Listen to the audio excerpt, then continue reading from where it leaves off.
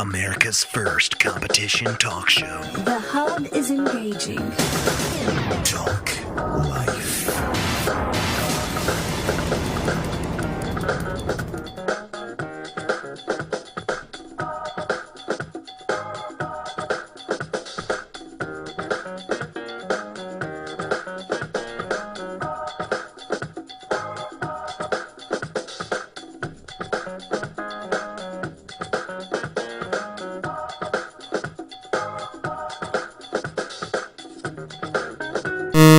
I'm only gonna break your heart.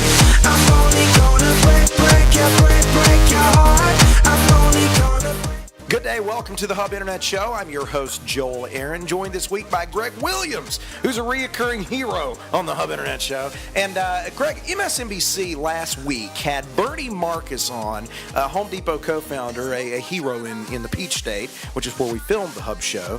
And he was on, and he actually had a comment to say about Treasury Secretary Tim Geithner. He said that Geithner should be in a small business reality series, kind of like Geithner does small business, kind of like Debbie does Dallas. The only difference is Debbie got more pleasure from the pain, and she sold more DVDs. Actually, I think she was selling them on reel-to-reels at the time when she was doing it. But honestly, I think he's pretty much saying what everybody's believing. I mean, they're killing small business here, and Geithner doesn't seem to either realize or care either way. What do you think? Well, I mean, the good news is the third guy from the Obama economic team has announced his departure, Larry Summers. So Tim Geithner pretty much is going to be the last guy standing. And so if Tiny Tim was going to do a reality show, it could be like, Last Man Standing, something like that. Because Romer's, Orzag, and now Larry Summers announced that he's going to be retiring too. So the recovery summer has been brutal to his economic team. So does Geithner go back to like pissing off feminists at Harvard now? Or I mean, his former... He just goes back to being a professor of... whatever. Well, he was a New York Fed chairman, I guess, wasn't he? Yeah. Well, New York Fed chairman at some point. I think he was the president of the school for a while. Yeah. He's an academic loser, basically. Well, I mean, I hope to God Geithner doesn't have as many sequels as Debbie did. But we'll leave Tiny that Tim will be the first one. I swear, I think she did 20 different films, and then people after her did 20 other films. Debbie does Geithner. That can be a new one. So I've read. All right, talk about a story that's come out of the UK recently, and this has a lot of bearing because we're moving in to the last 6 weeks before an election and a big general a midterm election cycle coming up, and now we're hearing stories released about voting machines and voting machine corruption and miscounting of votings using these touchscreen displays like we use here in Georgia and in a lot of other states, most states around the country, where they are dropping or losing a lot of the votes that were calculated. Like this one company out of Ohio back in 2008, Premier Election Solutions, they dropped somewhere around 1,000 votes in 9 county elections. And when you start to look back at the layers here, Sequoia Voting Systems in Nevada recorded no more than 36,000 votes in races there. They recorded there were 48,000 people to cast ballots in that race. If you look across the nation, there are state after state after state after state using these systems.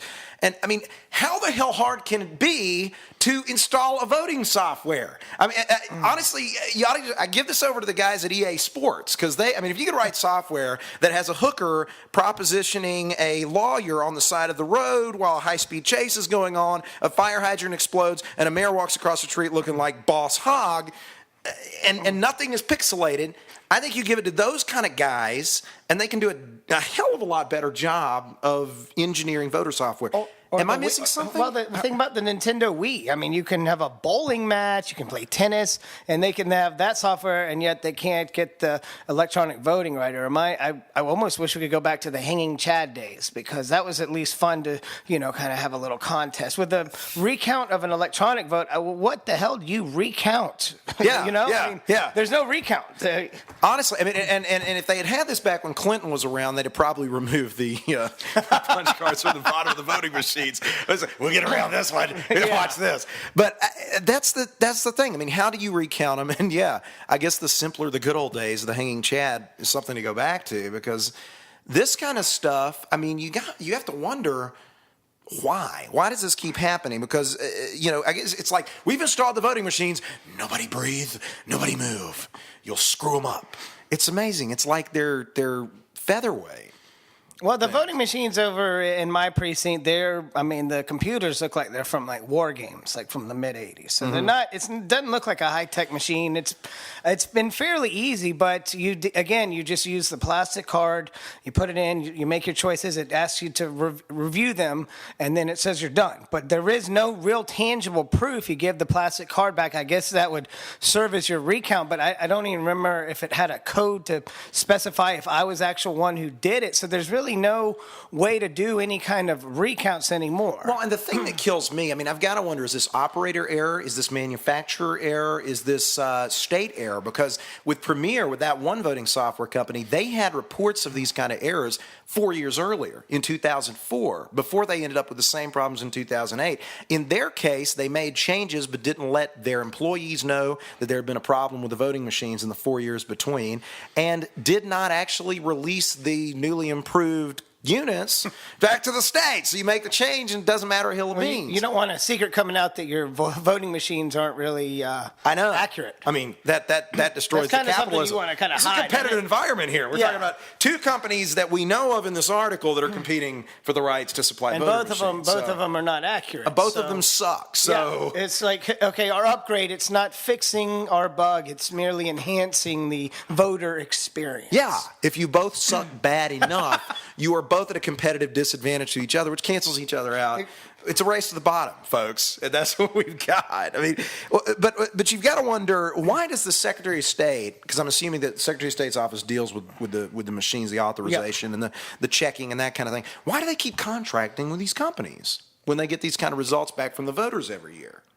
Why go back? I guess there's no alternative. Now, I think the state of Georgia at least has passed a mandate that says that you have to do electronic because of the 2000 Florida issue. So and so that, you just if they don't have the checks and balances in to make sure that the software is accurate, because that one is, if you miss 12,000 ballots out of 48,000, that's 25% of people that have been disenfranchised because of faulty machinery or equipment. Yeah. Well, you've got this group. The group that released the study is now calling for the federal government to come up with a fail-safe program or another agency to take over based on what. I'm from the government. I'm here to help. Exactly. It's more of the same. The report was released by the Brennan Center for Justice, and it's calling on Congress to provide, get this, authority for the Federal Election Assistance Commission, or EAC, or some other federal agency, as they put it in the language, to establish and maintain a publicly searchable database and to require voting machine vendors to report the problems to the database. First of all, the EAS came in through the Help America Vote Act, HAVA, of 2002, and it already requires that they certify voting equipment. That's part of their charter. They only do two things at this organization, ultimately: certify voting equipment, and what's the other thing? Put the National Mail Voter Registration form online. I bet they have 200 employees in the agency to do that. They let you do two damn things. And they're all unionized, making $60,000 a year. So. I know. And now they want to have another acronym, bureaucracy, to oversee what was already put in place in 2002. Thank you so much, federal government. Yeah. So let me get this straight. So you have a report telling them to give authority already given for an agency to do what it's already supposed to do. And now they want your health care. Yeah. Good luck. And now they run your health care. Honestly, I don't want the whole reason the states have control of the election process in the states is so that we once again decentralize power from a bureaucracy that's going to get it wrong more and more when you give them more and more responsibility. It'd be much easier to defraud one central system than 50 autonomous systems. Yes. That's kind of the principle. That's is their to have idea. it much more difficult to do. And now if it's going to all be centered into one, like I said, another bureaucratic acronym, it's just opening itself up to, it's rife for failure. But nowhere other than internet talk shows do we ask these sorts of questions. Well, wait a second. The federal agency would have its problems too. Damn! You're either damned if you do, damned if you don't. Either way, we're screwed. It's not a fail-safe process, folks. Humans are in charge of it. Either way. We'll see you tomorrow on the Hub.